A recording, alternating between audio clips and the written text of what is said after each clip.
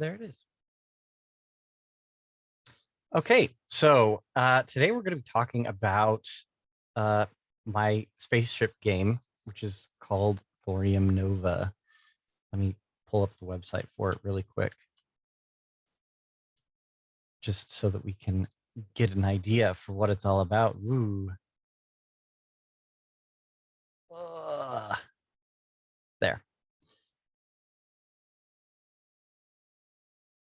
So the idea is this is a bridge simulator. So if you've ever seen like Star Trek, they've got their position, somebody's captain, somebody's weapon, somebody's helm, somebody's science, and they all work together to fly their ship through space and to accomplish whatever their mission is.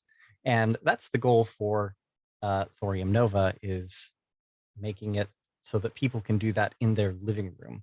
So you've got controls that kind of look like this, where you've got a sensor grid. You can see ships in 3D space. You can fly around in 3D space. You can activate your engines and stuff. This is the only screen that I have for demonstrating this, but yeah, that's the idea. Behind the scenes, there's a server that runs all of the game aspect stuff of it. So it collects all of the inputs from the controls that are connected.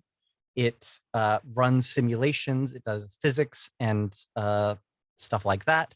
And then it needs a way to send the data for the game out to the connected clients. And all of this is done in, it should be able to happen inside of a web browser. A lot of video games like, hang on a second. I just started this without making sure that anybody else could hear me. Can you all hear me? Is anybody talking? I can't hear you. I heard you, Ben. Okay, no one, good. you. Yeah, no one's been talking. You're good. Hang on, and I just realized that I still have the waiting room on, so I need to make sure I let people in while I go. Hi, Anthony. Sorry you were in the waiting room for so long. I forgot I needed to do that. You should have heard what he was saying about you before. Only good stuff, I assure you. Oh, yeah, yeah. I didn't say it was bad stuff. I just said you should have heard it. So, summary up to this point, there's a lot of data on the server that needs to get to the clients very quickly, because we're simulating the position of objects in 3D space, the rotation, that kind of thing. And a lot of stuff involved in that. So, and the whole purpose of this is to play this spaceship video game.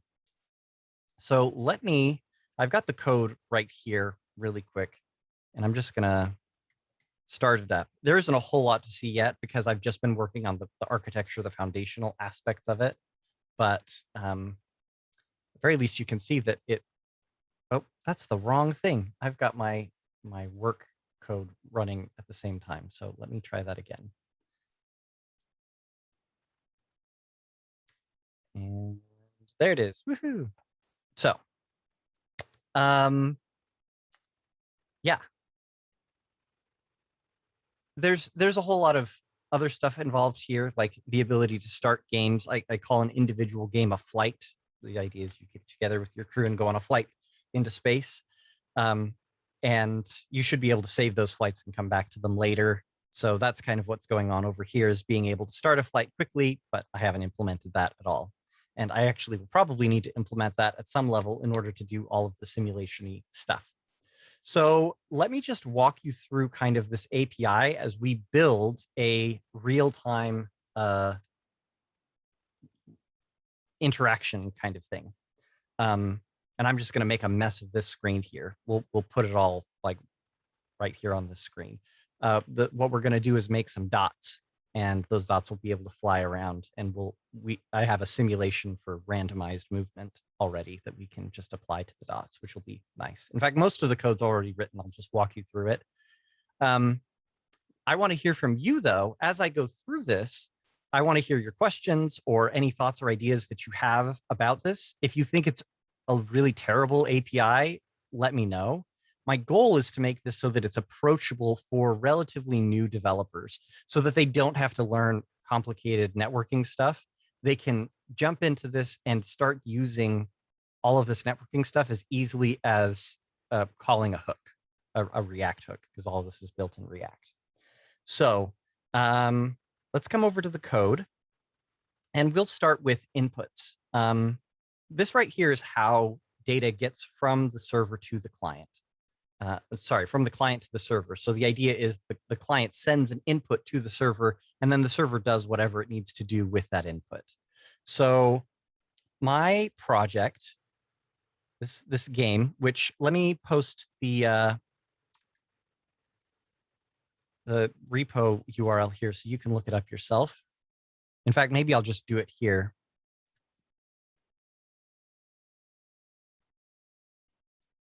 So it's github.com/thorium-sim/thoriumnova. And I will put that in the chat really quick as well. And I'm just going to hit period on my keyboard, whoops, which will open this up in the GitHub web editor, which is really nice because it makes it easy for us to see what's going on. And I can just browse around here. So it's divided into several different folders. We've got the client here, which is a Vite React client. We've got the server here, which is a Node.js server that is written in TypeScript, but it's just Node. And then that's going to be running inside of an Electron process, but we're not going to worry about Electron right now. So any questions so far? Great. So this isn't like using a framework or anything, like you're not using like Next or anything, right? No, I'm not using Next. And the reason for that is Next really isn't intended for the way that I'm building this is as a huge single page app, which Next is not intended for. It intends for you to server render all of your routes and whatnot. I'm doing it as a single page app because, again, this is going to be shipped as an Electron app, and everything, all of the content and the pages and whatnot is going to be downloaded most likely from a local network, because the idea is somebody on the network in your living room is running the server, and then everybody else is able to connect to that server. And then if you're running a game over the internet, you download the whole bundle when you first start the game, and then from there you just have it on your computer. Gotcha. Yeah, I've never used Electron before, but it sounds like that's kind of like the equivalent of what would be a framework, although it's not really a framework, I'm guessing. Yeah, we don't need to worry about Electron at all today, because this can run completely headless without Electron, where it's just the server that serves the static assets that are built by Vite. Cool. Okay. So the way that I've defined this is inside of the server source folder, we've got this inputs folder where I define all of the inputs. This is all of the messages that can be sent from the client to the server, and it'll execute the code written here on the server. And just because of the way that modules work, you list them all out here so that they're all exported and can be accessed. And then in the index.ts file, I'm doing some TypeScript magic, which I'll demonstrate later. I'm not going to go into the details of what all is going on here. But I've got this dots.ts file, which is an input where I can create a dot. This function is passed a context, which is, let me just open up the type definition for this. Oh, this is why I should just do it in VS Code. But the data context is a class that just gives you access to the database. So we've got the database for the server overall, and we've got the database for the flight, and we'll mostly be accessing this flight database. So again, a flight is an individual game, and we want to be able to save those separately from each other. So this is also using a methodology called entity component system. It's just a way of structuring data that works really well for video games. So the idea is every object in the game world is an entity, and then you assign components. Oh, thanks, Anthony, for that link to ECS and Wikipedia. You assign components to them. So I've got a component here called position. And the components are just, the entities are basically glorified identifiers, and components are glorified structs. They define the structure of the data that can be assigned to an object. So here I have a position component that gives us an X, a Y, and a Z position. And then the system part of it is the simulation. It is what takes entities that have specific components assigned to them and performs operations on them. So I can show you my position system here, which is very simple. I guess I just have a random movement system. But what it does is it looks for all components, sorry, all entities that have a position component and a velocity component. It is going to update the velocity component with an acceleration. So down here, it generates a random acceleration based on the position to make it so that it doesn't just fly off anywhere. It's going to always be moving towards the center. It sets the velocity to that, or rather it updates the velocity with that, and then it updates the position with it, because it all just flows into each other. So that's how all of this interacts, is we assign the components, which is the data, and then the systems operate on the components to actually cause stuff to happen. So we've got a position component, a velocity component. We set a color component as well, which makes it so the dots all have different colors that are randomly assigned using HSL. And then we use our context.flight, which is the database, remember, and we add our entity to our ECS engine. And then this is going to actually run the simulation on this entity. Finally, we need a way for the server to know that data has updated.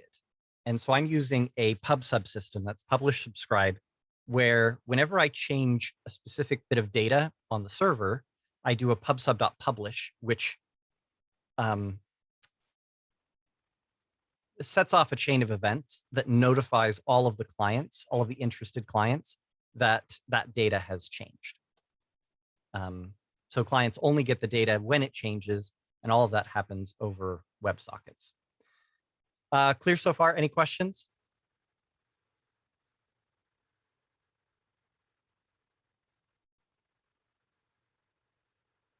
That I had earlier, but you started talking, so I didn't want to interrupt you. So it's like an intention that we could do with this is like I could host a server here, but then like create an interface that Ben, for example, could be the captain, and then Anthony could be in engineering, and we're all working on the same flight together. Exactly. Okay, perfect. Yep. So in most games, like if you've ever seen like cockpit simulators, like Elite Dangerous or Endless, no, what's it called? The procedurally generated one, I can't remember. But most of these games where you're flying a spaceship, like EVE Online or whatever, you are in charge of an entire spaceship on your own by yourself. This is different from that because instead of you, the player, playing as a spaceship, you, the player, are playing with a bunch of other people, all controlling one spaceship. So it's several people that control this one object in space, different aspects of it. But yeah, you've got the right idea. Okay. The next thing to talk about is getting data from the server to the client. And I've got two methods for doing that. The first is over WebSockets, which is the traditional method. If you want to have, well, you could also do like server sent events or long polling with HTTP, where you're continually requesting data. But with the pub subsystem that I've set up, it works really well with WebSockets. The client connects to the server, it creates a persistent connection, and then whenever the pub sub message happens, the server sends a message back to the client saying, hey, by the way, this just happened, here's the data that you need, and then the client's able to do whatever it needs to do with that. I've got two ways of handling that. One of them is more traditional, where the client makes a subscription to the server. So the client, in fact, I can show you how this works on the client itself. If I go to the pages, nope, that's not it. Where is it? It's not here. Nope. Oh, it's in the config folder, right. So the idea is I've got this hook here called use NetRequest, which is where you have to request, it's where the client is requesting data from the server. It's starting a subscription. And the name of the subscription here is plugins list. So the way the game will work is you'll be able to load in different plugins to add new content. But we need to have a list of plugins in order to edit them on the edit screen, which is here. So I can go to configure plugins, and then it gives me the list of plugins right here.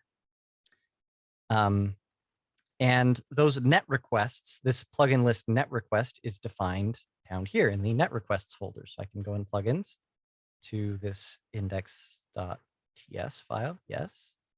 And this is where the plugins list net request handler is taken care of. So again, we get the data context, which is the database. And in this case, I'm accessing the server database because plugins exist across all of the flights. So it's not specific to one flight, so it's part of the server. And I just return the list of plugins, and then the client's able to get that and do whatever it wants with it.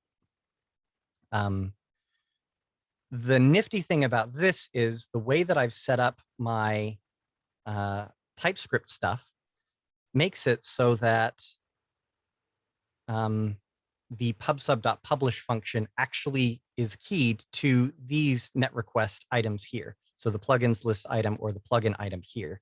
So if I were to go into my plugin input and I've got my, I'm using a publish helper here, but down here. So I can go pubsub.publish, and then I open quotes, and then it gives me the list of all of the different things that I can publish. And there's that plugins list thing there. That's coming from that other net request file. And if I were to do like plugin ship, for example, that has some parameters that I pass in, which I use to determine which clients get which data. So a client can say, I want to get subscriptions only for a plugin and a ship with this specific ID. So I type in the plugin ID, which is plugin.id, and then the ship ID as well. And notice this is being, TypeScript is being so helpful in saying ship ID is one of the things that you need for this. And that way I can make sure that my types are correct. In fact, it's telling me you need to put a ship ID here. So any questions about that?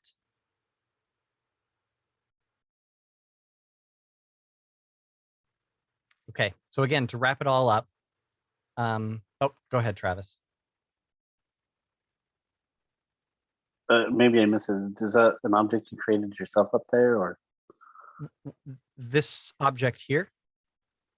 The pub sub object. Oh, yeah, we can look at that. Just because I'm curious about like diving Absolutely. into the weeds. We can dive into the weeds. Yeah, so this is a class that I created. It's only used once. I just create a new one down here, but having the class structure, it's helpful for my brain. I'm using an event emitter. And here's the publish function. It's got a huge TypeScript annotation, some generics here, which people doing TypeScript 50 on Thursday will learn about that. But I'm getting the trigger names from the net request names that I'm generating using TypeScript based on what's being exported from the net request folder here. In fact, the list right here, it takes all of these, it takes the properties, turns those into a list of string literal types, and I'm using that as the basis for this trigger name type.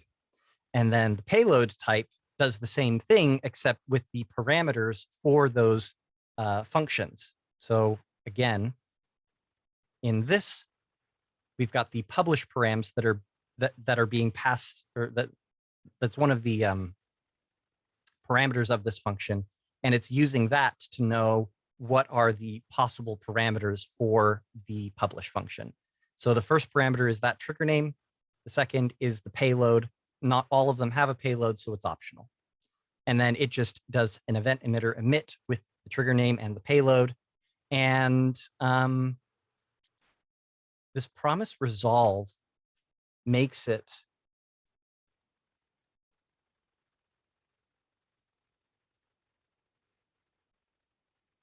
what am I doing that for? I guess that just makes it so that it returns a promise, which is helpful for some reason, but I can't remember why. Yeah, I don't know why that's helpful. None of these are asynchronous, so I don't know. Does that answer your question, Travis? Yeah, I was just curious, like Yeah, whether you created yourself, like where I this did was create coming it from. myself. This is actually based on, I think, the GraphQL WebSockets subscriptions package that Apollo has, but I built it myself so that I could do the fancy TypeScript stuff. Subscribe does basically the same thing. It just keeps all of the subscriptions, which are the functions that are executed with a publish, in a looks like an object. I could turn that into a map and it'd be better probably, but who cares? But it just adds the listener to the event emitter, and it's the event emitter that's doing most of the work. Okay, so we've got our, yeah, that satisfied my curiosity. We've got our input. The input triggers those publishes. Behind the scenes, those publishes are going through that pub subsystem. When clients use the use NetRequest hook, it creates a subscription on that pub sub. So what goes on with the subscription is actually it's listening. It executes this function whenever that pub sub happens. So if I were to do pub-sub.publish plugin, it's going to execute this function. The publish params are the parameters that are sent by pub-sub.publish, and the params here are the parameters that are sent from use net send. So the client can say, I want to get this plugin, and then when I pub-sub.publish, I pass in the plugin ID that is actually changing. And then here I'm checking, okay, if we have publish params and if the IDs are not the same, then I'm going to throw null, which is a signal. It's a special API signal that an implementation detail, so to speak, that basically says this plugin, this client doesn't need this data. We can just skip it entirely. So that way, even though I'm publishing on the plugin channel, not every single client that subscribes to that channel is going to get the data. Only the ones that care about it for that particular plugin that published. By throwing null instead of returning null, I'm able to make it so that I can actually return null as a valid return value. Any questions? Is this crazy to anyone, or does it make sense?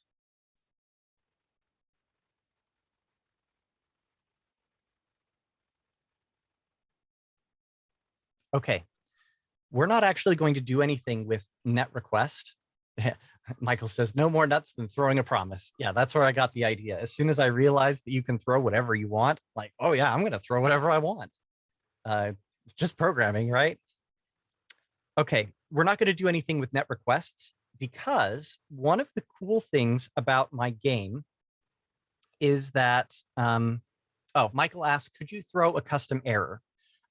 Yes, you could throw whatever you want. So if I wanted to, I could create a class that is skip publish, just like this. And instead of throwing null, I would throw new skip publish.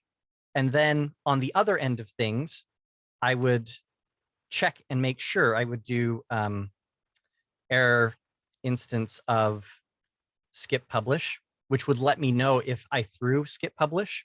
And that could be the same indicator. But null is global. It's available everywhere. Nobody throws null. And this makes it so there's one less thing that I have to import and check against. And besides, it's an implementation detail. And on the back end of things, it's a very simple implementation for checking to see if it's null. Good question, though. So cool thing about my game is that you've got the different people with the different screens. The helm officer, the navigator, the flight control, has the engine control. They have the navigation map. They have their thrusters control. And those are the screens that they have.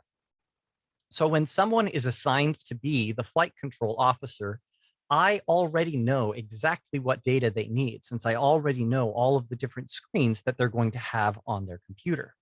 And because of that, they don't even need to request the data. All the server, just as soon as they connect, the server knows, oh, here you are. I know what data you need. Let me give you the data that you need. So in terms of terminology, I call each of those individual screens cards. And if we come up here to the client section, we've got our cards here. And I don't have a whole lot of cards, but let's see if the timer card, okay, this isn't implemented yet. So we will look at the client's card. This is, nope, we're going to look at the flights card because this actually has, yeah, this has what I want. And this is actually, I implemented this API first before I did the NetSend API, but I actually might change this to make it more like the NetSend API in one important regard. So the idea is this screen exists on one of the clients, and it doesn't matter which client it is, but the server, as soon as that client connects and it's assigned to whatever station has this screen, the server knows you need the data for this screen. So that's why this data is defined here in the screen in the client folder, even though this code actually executes on the server. The server folder is importing across boundaries, which is yucky, but also it's kind of nice to have your data fetching co-located in the same folder as your, oh, we can delete that. That's old. As your actual card, which I haven't implemented, but that's not important. It's the data fetching that's important. So this works very similarly to the NetRequest, where whenever there's a, well, when the client first connects, the server is going to package up some nice data for them and send it to them, their initial data. And that's what happens here. So we've got that context again. We're getting the list of clients, it looks like, because this is obviously not properly implemented all the way. We'll do flights. No, it looks like I don't have access to a list of flights on the database right now, which is fine because that's not important. So we'll just leave it with clients right now. Everybody just pretend that this is how it's supposed to be.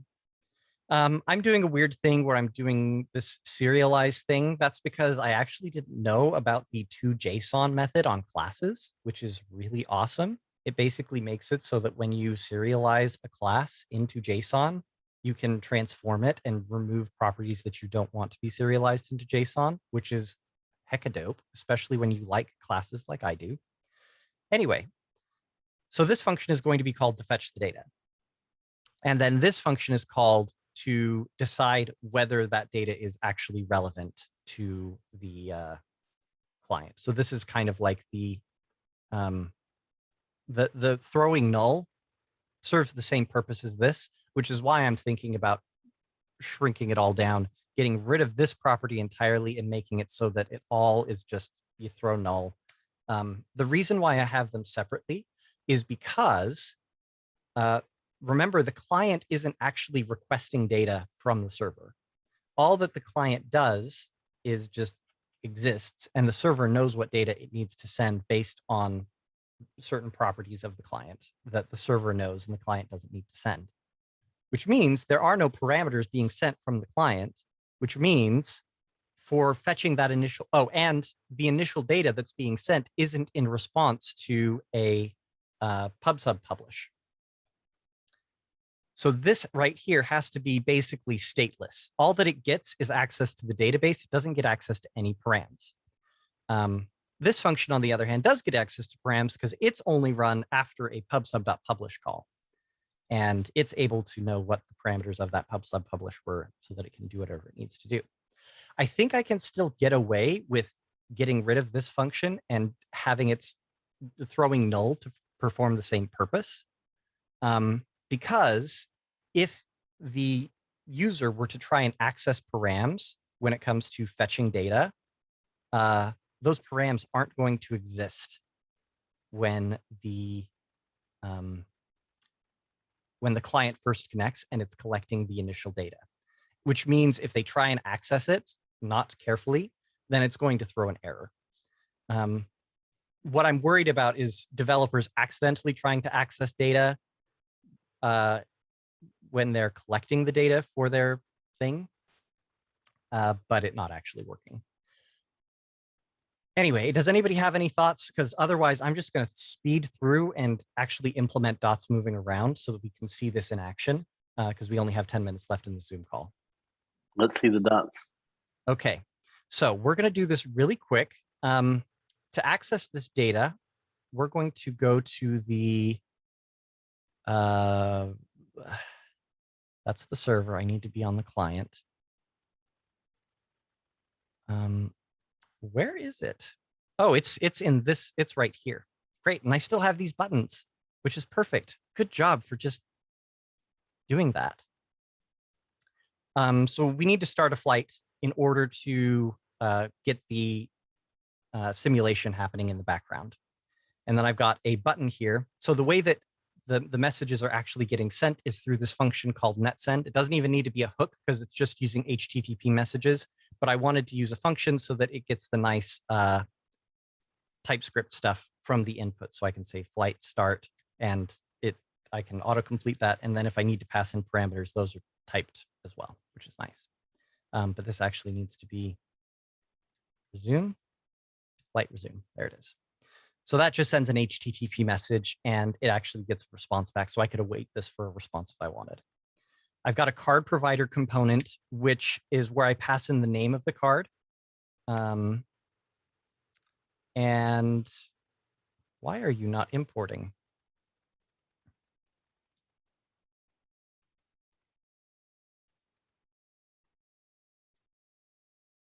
Card context.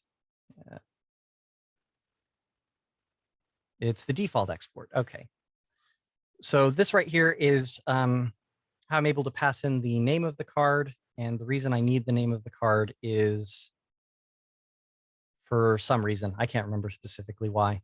And then we need a card data component, which I'm going to just make right now. So card data. And this is what's actually going to render our dots. So first we need to get the data from the server. So I'm going to say const data equals, and then I have a funky little hook called use card data. Very original. And this just gets the data that's being passed from the server.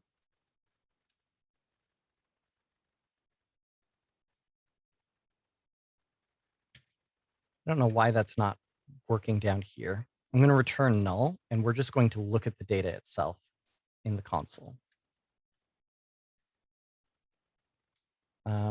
Got an error down here. Nope, we're good. So if I come back here to the home, it is broken.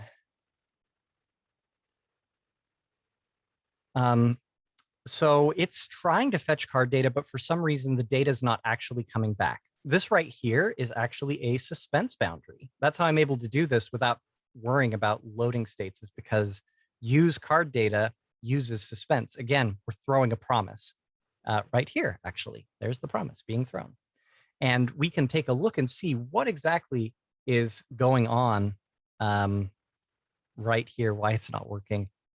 Gosh, it seems like every time I do one of these, I talk for ages and ages building up to this, and then we don't actually do anything. So let's take a look at our WebSocket and see what's going on, because the card data itself comes through that one thing, WebSockets.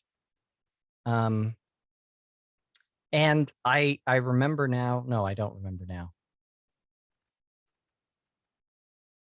Okay, yeah, I remember. So we need to get the card name from the card context. So if I console.log here, card name, we will see that it'll pop in here as clients.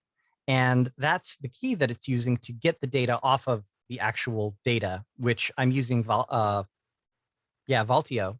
which is a proxy-based state management. So it just allows me to plop crap in, and then I can pull it out however I want, and it automatically updates, and it has really nice support for auto-selecting the data so that I don't re-render too much. So I'm just going to console.log data really quick, just so we can see what's in it. And our proxy does it have anything in it? I don't even know. Let's find out. We'll come back up here. And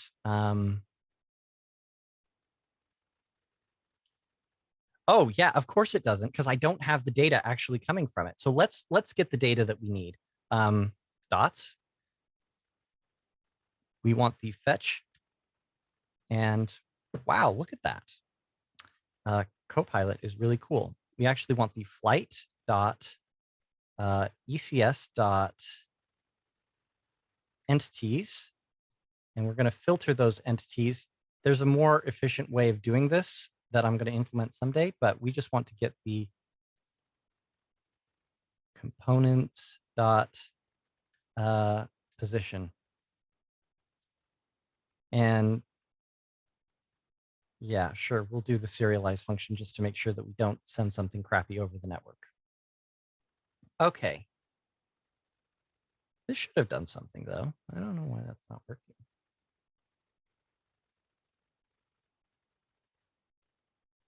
And yeah, that's the thing. We look at our WebSocket and we can see the card data is being sent. So here's all the card data that's being sent. We've got our client list here. It's not sending any dots though. I don't know why it's not sending dots. Oh, because it sends the dots separately. The dots are coming. Nope, I don't know where the dots are. Should be sending an empty array. Bummer,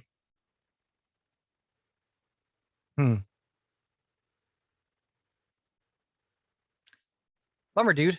I'll have to check that and see why it's not working. Because there's one more important thing that I want to share before we get done, and that's everything that we've talked about goes over HTTP or WebSockets, but we also need to have data that goes across WebRTC. And the reason for this is because WebSockets and HTTP happens over TCP, which means every message has to be acknowledged by the entity, the client on the other side. That's fast enough for most purposes, but if you're trying to send messages over the network very quickly, very rapidly, that can cause a little bit of a slowdown. So what you want to do is send it using UDP, which is where you don't have to have a response to a message. The idea is eventually you'll get the next message, which will take the place of the message that you missed. Or if they go out of order, big whoop, it's not going to make that big of a deal. Video and audio calls like this Zoom call that we're on right now work over UDP for that very reason. And so for all of the very rapidly changing data, like the position that needs to update at 60 frames a second, we send that over WebRTC using UDP channels. There's actually this really slick library called Geckos. Let me try that again, which lets you do this UDP stuff very easily. If you've ever used socket.io, it's basically as easy as socket.io, but with WebRTC instead of WebSockets. So it's pretty awesome. The way that works is slightly different because you're not able to send any data that you want over the WebRTC channel. You can only send stuff that changes frequently. At this point, that's just the position and the rotation.